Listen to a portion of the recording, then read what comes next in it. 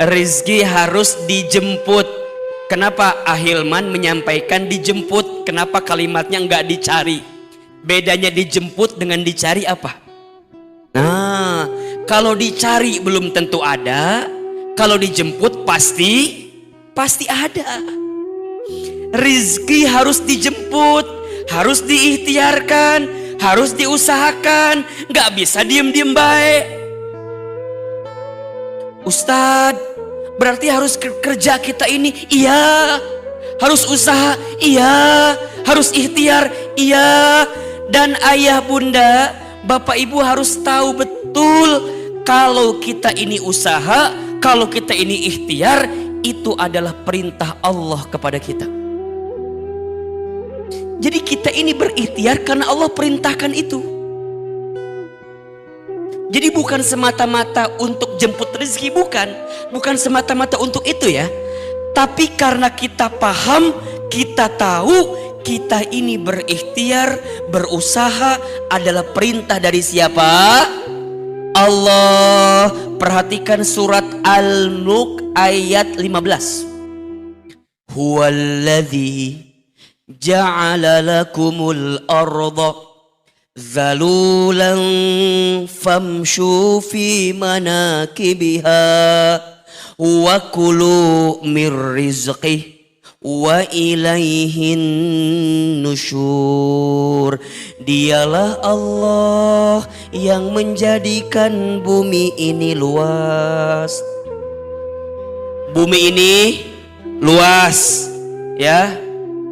Zalulan, yang mudah engkau jelajahi, yang mudah engkau datangi, yang mudah engkau dapati, gitu.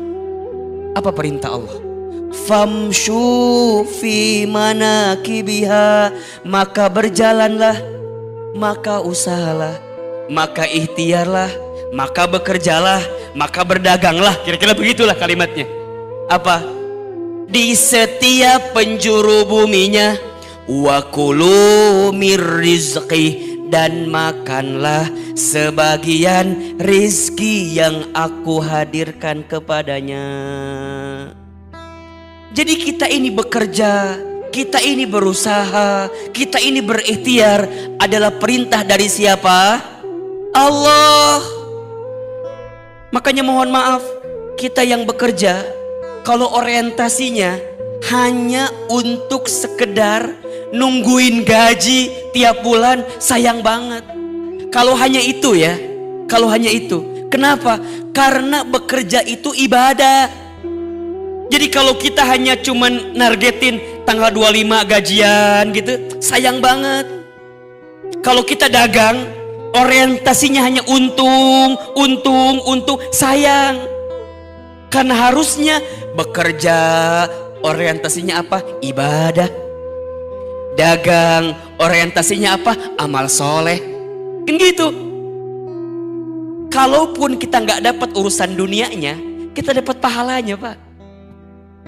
Jadi kalau ada seorang suami, seorang ayah yang keluar dari rumahnya, kan ada keterangannya. Barang siapa seorang ayah, seorang suami keluar dari rumah untuk mencari nafkah bagi keluarganya, maka di setiap perjalanannya dia mendapatkan apa?